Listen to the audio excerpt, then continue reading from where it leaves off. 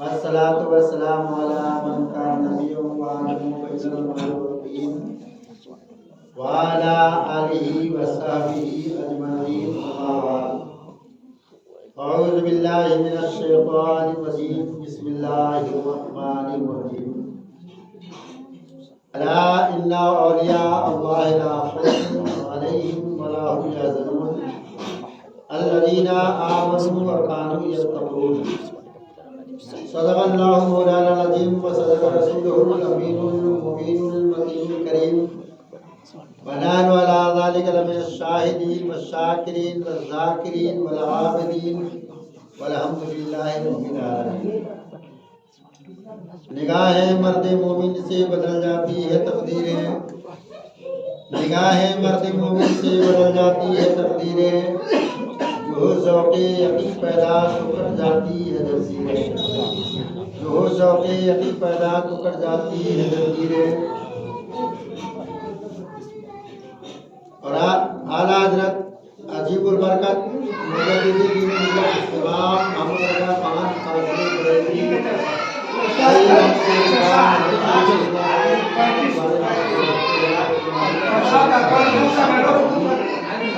मैं तो मालिक ही कहूँगा तो मालिक के हबीब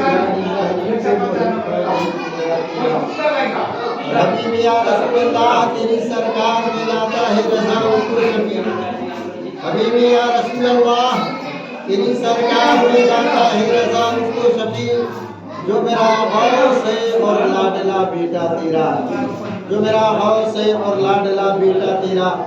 बिरादरान इस्लाम, आइए हम और आप अक़ीदत और मोहब्बत के साथ सबसे पहले अपने आका और मौला हुज़ूर ताजदार मदीना सरवरे क़ल्ब सीना अल्लाह के महबूब दो आलम के तबीब अहमद मुस्तफ़ा मोहम्मद मुस्तफ़ा सल्लल्लाहु अलैहि वसल्लम की बारगाह में एक मर्तबा बाबा से बुलंद दुरूद पाक में अल्लाहुम्मा सल्ली अला सलातु व सलामुन अलैका या रसूलल्लाह सल्लल्लाहु अलैहि वसल्लम। मोहतरम हज़रात, हमारे और आपके इस्लामी साल का ये छठा महीना गुजर रहा है, जिसकी आज आखिरी 29 तारीख, सातवां महीना जो आने वाला है, जिसे हम और आप हज़रत सैयदना गौसे पाक रज़ियल्लाहु ताला अन्हु के नाम से जानते हैं। छठी शरीफ हर इंसान जानता है। अगर छठी शरीफ कहा जाए तो इंसान फौरन समझ लेता है कि हज़रत सैयदना ख्वाजा गरीब नवाज़ अलैहि रहमतु व रिज़वान का उर्स 6 तारीख को मनाया जाता है। इसीलिए उसे छठी शरीफ कहते हैं। आज 29 तारीख है और कल पहली तारीख है, यानी जो सामने बुध है उस बुध को हज़रत सैयदना ख्वाजा गरीब नवाज़ अलैहि रहमतु व रिज़वान का उर्से पाक मनाया जाता है। पूरी दुनिया में लोग मनाते हैं, हम और आप मनाए तो क्या मनाए, पूरी दुनिया में अहले सुन्नत वल जमात का इंसान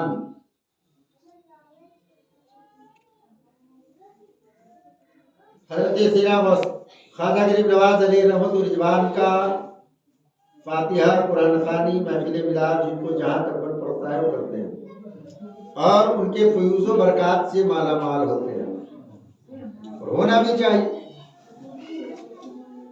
इसलिए कि हज़रत ख्वाजा गरीब नवाज़ कोई आम इंसान नहीं है। हज़रत ख्वाजा गरीब नवाज़ अपने आप को यहाँ नहीं आए थे, अताए रसूल हैं। यानी हज़रत ख्वाजा गरीब नवाज़ अलैहि रहमतु व रिज़वान को हिंदुस्तान की सरज़मीं पर हुज़ूर सरवरे कौनैन सल्लल्लाहु तआला अलैहि वसल्लम ने भेजा था। और वो आए जब यहाँ लोग अल्लाह की इबादत नहीं करते थे, लोग अल्लाह को नहीं जानते थे, गैरों की इबादत करते थे, गैरों की परस्तिश करते थे, गैरों की पूजा करते थे। अल्लाह का नाम लेने वाला आदमी नहीं था। तो हजरत ख्वाजा गरीब नवाज अलैहि रहमत व रिजवान को नबी कौनैन सल्लल्लाहु ताला अलैहि वसल्लम ने फरमाया कि जाओ हिंदुस्तान जाओ। और आप हिंदुस्तान आए, आपने दीन इस्लाम को फैलाया। आपके दस्त पर, आपके हाथ पर 90 लाख या उससे ज्यादा काफिर और मुशरिक ने ईमान लाया और अल्लाह तबारक व तआला की तरफ उन्होंने बुलाया और वो लोग आए जिसे अल्लाह ने तौफीक दिया, वो कलमा पढ़ करके मुसलमान हो गए। और जिसे तौफीक नहीं दिया, जिसके दिलों पर अल्लाह ने मोहर लगा दिया, वो इंसान ईमान नहीं ला पाया। अल्लाह का फरमान आपने सुना होगा, खतमल्लाहु अला कुलूबिहिम व अला समइहिम व अला अबसारिहिम गिशावतुन व लहुम अज़ाबुन अज़ीम। अल्लाह तबारक व तआला ने मोहर लगा दी है उन लोगों के सुनने पर, उन लोगों के बोलने पर, उन लोगों के दिखने पर। जिसको अल्लाह ने मोहर लगा दी हो वो इंसान कभी हिदायत याफ्ता नहीं हो सकता।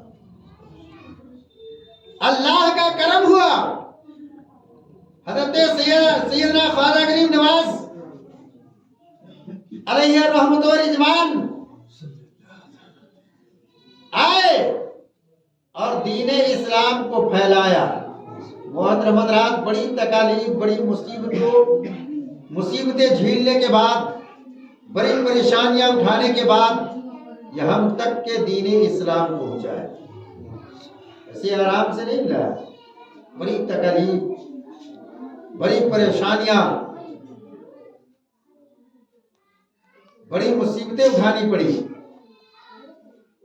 जब अल्लाह की तरफ काफिरों, मुशरिक, यहूदों, नसारा को बुलाया जाता, वह लोग गालियां देते, मारा करते, बुरा भला कहते, गांव से निकाल दिया करते, भगा दिया करने की कोशिश किया करते थे। अल्लाह की हिफाजत से जिसका रखवाला पर खुदा कुदूस हो, उस इंसान का कोई हाल नहीं होता है। खादा गुरुद्वारा के बहुत ईमान का सवाल है कि आप एक बार एक रास्ते से जा रहे हैं, इसी दरमियान में एक पंडित था जो अपने माबूद, अपने खुदा को, अपने भूतों को दूध पिलाने जाया करता। हर रोज सुबह सवेरे उठता, दूध लेता और अपने माबूद की बारगाह में जाता, दूध डाल देता, चला। एक दिन ऐसा हुआ कि उसके पास एक लड़की थी। उसने कहा, ए अब्बा जान, ए मालिक मरो, मोहतरम, मेरी तमन्ना है, मेरी आरज़ू है कि आप हर रोज उसे दूध पिलाने जाया करते हैं, लेकिन मेरी आरज़ू है कि आज मैं दूध पिलाऊंगा।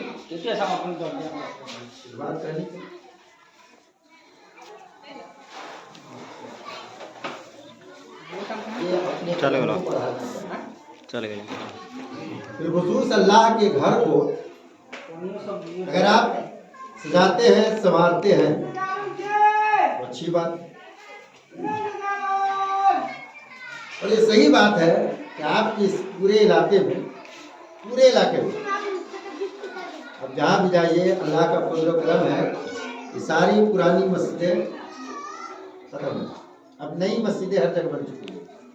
इतना ही आपका एक पहला गाँव देखते हैं तो पुराने जमाने की अल्लाह ने आपको हौसला दिया, आपने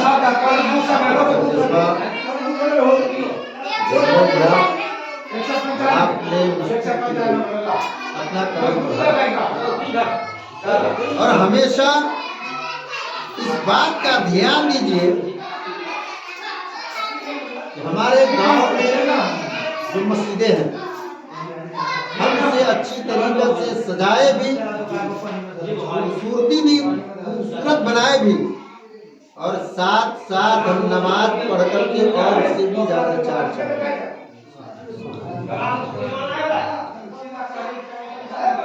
बड़ी खुशी की बात है कि महफिल मिलाद पाक जो सजाया गया है, ये मस्जिद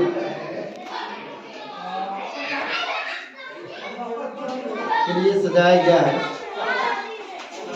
यानी अब नए सिरे से, है ना, नए सिरे से तामीर होने की गरज से हद तक इम्कान कोशिश कीजिएगा अल्लाह जिसे जितना आपको हौसला दे आप उतना ज्यादा से ज्यादा खर्च करें। मस्जिद में अगर आपने एक ईंट लगाई, आपने मस्जिद में नहीं लगाई बल्कि अल्लाह के की बनाई हुई जन्नत में आपने एक ईंट अगर आपने मस्जिद में लगाई तो अल्लाह तबारक व तआला आपको वो ईंट लगाने का सवाब आपको कल जन्नत में एक ईंट लगाने का सवाब अता फरमाएगा। मोहतरम हज़रात, ये मस्जिद बनाने के बाद सिर्फ ये मस्जिद ही नहीं बनेगी, अल्लाह का फजल है कि इसकी बरकत से, इसकी फजीलत से अल्लाह तबारक व तआला हमारे और आपके सारे मोहतरम हज़रात,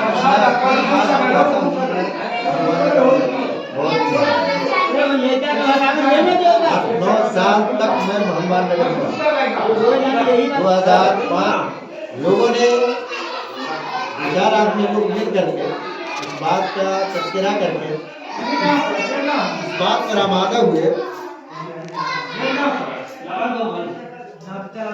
देखिए सिर्फ चंदा लगाया गया 500 रुपये प्रति घर, लेकिन हम लोगों के दिल दान दीजिए। उन लोग 500 रुपया किसी ने नहीं दिया, बल्कि आप अपने आप को कहा कि अगर ये अल्लाह के घर बनाने के लिए ले रहे हो, ये मस्जिद के लिए ले रहे हो, तो चलो हम तुम्हें इतना देते हैं। यानी हौसला अफजाई बढ़ती गई और लोग अपने आप को ज्यादा से ज्यादा, कोई 5 तो कोई 10 कोई 20 इस तरीका से लिखाते चले गए।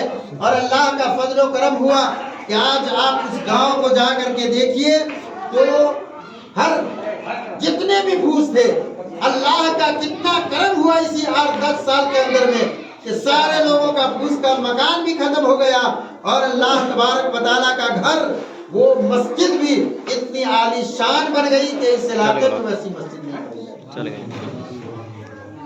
इससे हमारा और आपका सिर्फ मस्जिद बनाने में हम और आप सोचते खर्चा कर लेते नहीं, इसमें खर्चा करने से हमारे माल में, हमारी दौलत में, हमारे सरबत में, हमारे बाल बच्चों में, हमारे हर चीज में अल्लाह तबारक व तआला इस खर्च करने की वजह से बरकतें नाज़िल फरमाते हैं।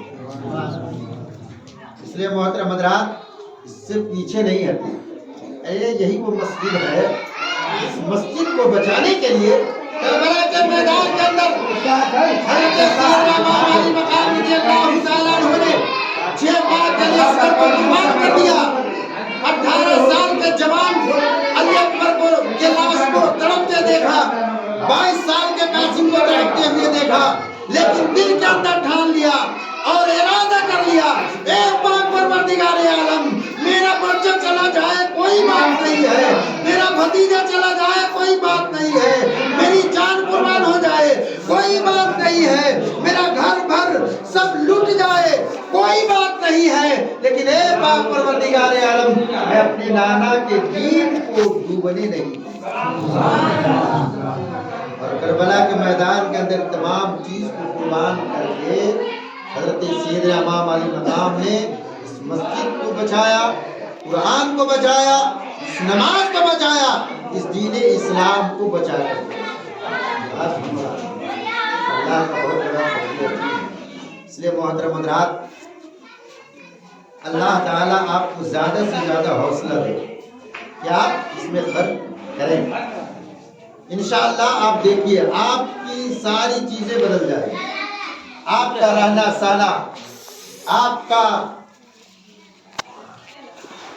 आपके जितने भी काम है सब बदल जाएंगे और अल्लाह इतनी बरकतें नाज़िल अता फरमाएगा आपकी दौलतों के अंदर, आपके रुपये और पैसे और कमाई के अंदर, कि आपको इस बात का एहसास नहीं होगा कि हम कहाँ से ये हमें मिल रहा है, कहाँ से हमें अल्लाह तबारक व तआला दे रहा है, ये हमें और आपको एहसास नहीं होगा इंशाअल्लाह।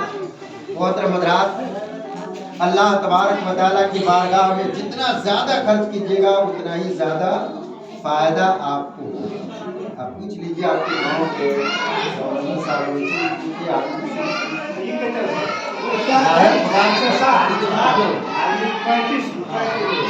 फायदा होगा और आपके सारी परेशानियाँ अल्लाह तबारक व तआला दूर फरमा देगा।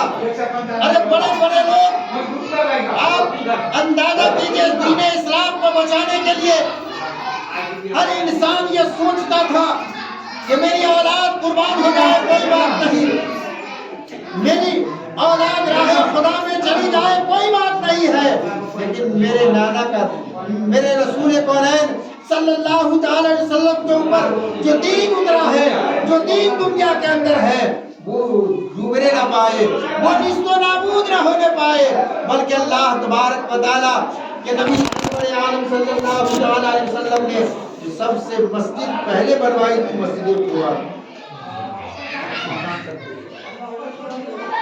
आप खुद काम करते हैं, हम और आप करते हैं, लोग रुपया पैसा दे देना चाहते हैं, दे देते हैं।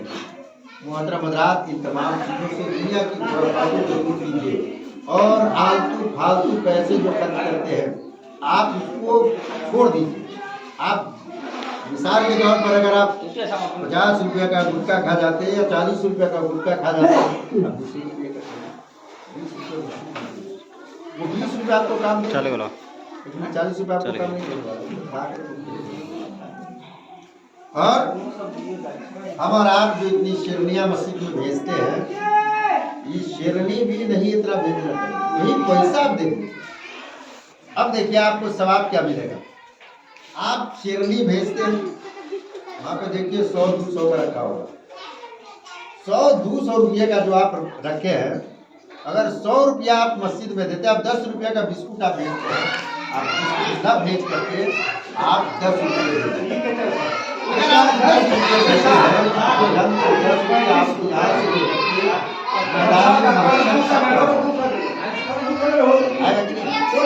अल्लाह के घर में आपने दिया है, ऐसा खत्म नहीं होगा। अगर खुदा ने खास वही 10 रुपये के, वही 10 रुपये से आपकी एक ईद लग गई, तो आप वो ईद दुनिया की मस्जिद में लगाए हैं, लेकिन अल्लाह ताला आपको ईद जन्नत में लगाया। और जब जन्नत में लगाया है तो जो इंसान जन्नत में अपना घर बना लेगा, अल्लाह तबारक व तआला उसको अपने घर के अंदर डालेगा, ना कि दूसरी जगह डालेगा। इंसान अपने घर में जाता है, इंसान मकान बनाता है, उस मकान में जाता है। इसी तरीका से हम और आप दुआ बनाए कि अल्लाह जिसको तौफीक दिया है, लोग सारी मस्जिदें बना डालते हैं, पूरी मस्जिद बनाते हैं। जैसे अल्लाह ने तौफीक दिया, पूरी मस्जिद बना दी, लेकिन हमारे और आपके पास उतना है नहीं। लेकिन जो भी है मुस्लिम में, आप बहुत ये सोचिए कि हमारा 500 रुपया नहीं, 500 रुपया आपको 5000 लेकर के आए। आपको बजाय देखने में, आप किताबों के अंदर पढ़े होंगे, सुने होंगे कि मिशकातुल मसाबीह के हाशिये में लिखा है कि जब इंसान ज़कात नहीं निकालता है, जानते हैं आज हम लोग ज़कात नहीं निकालते, ज़कात का माल अपने खाते हैं, जिसकी वजह से मेरा माल बेबरकती हो जाता है। मिशकातुल मसाबीह के हाशिये पर लिखा है कि एक इंसान था जो ज़कात का माल पाई पाई निकाल दिया करता है, लेकिन एक वक्त ऐसा आया कि उसके पास चक्कल था, जिसको हम और आपको चक्की बिनने वाला कारखाना कहते हैं।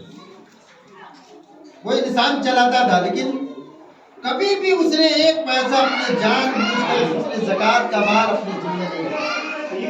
ऐसा महीना आया कि सारे मजदूरों की एक पाई काट करके रख लिया जाए, कारखाने में तरक्की हो जाए और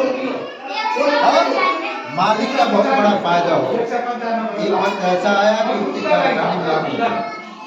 उसने जा करके कहा कि आपके चक्कर में, आपके कारखाने में आग लग गई। आपने फरमाया, उसने कहा कि भाई मेरे चक्कर में तो आग लग नहीं सकती। कहा नहीं लग गई। कहा नहीं, मेरे कारखाने में आग नहीं लग सकती।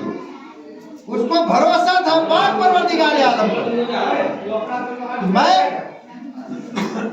मुझे अल्लाह जो दौलत देता है, उस दौलत को मैं राह खुदा में खर्च कर देता हूँ, ज़कात निकाल देता हूँ, खैरात दे देता हूँ, सब कुछ दे देता हूँ, फिर मेरे कारखाने में आग कैसे लग सकती?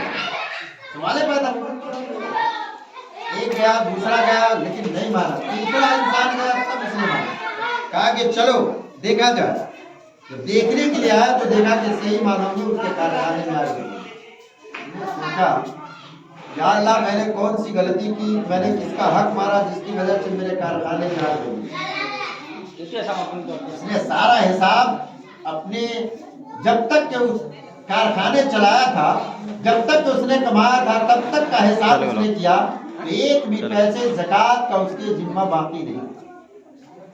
उसने अपने मैनेजर को, जो नए मैनेजर था, उसे बुलाया और बुलाने के बाद कहा कि बताओ तुम अपना हिसाब जरा दिखाओ। हिसाब दिखाया तो कुछ पैसे उसके निकले। कहा कि पैसे कहाँ से निकले? कहा कि हमने मजदूर की 1 पाई मजदूरी कर दी, ताकि मजदूर को इस बात का एहसास भी नहीं हो। और 100 मजदूर है, अगर 100 मजदूर की 1 पाई हम काटेंगे, इससे कोई नुकसान भी नहीं होगा और आपको 100 मजदूर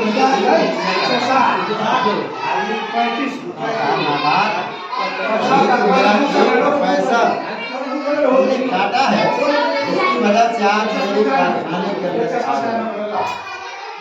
अगर तू 1 पैसा न काटा होता, आज मेरे कारखाने में आग न लगी। तुम्हारी वजह से मेरे कारखाने में आग लगी है। सारे मजदूरों को बुलाया गया और सारे लोगों को पाई पाई का हिसाब दे दिया गया और दे देने के बाद उसे माफी मांगी गई। और माफी मांगने के बाद जब उसने अपने कारखाने को सीधा किया, जब सब कुछ हटाया, तो एक तक उसका नहीं जला।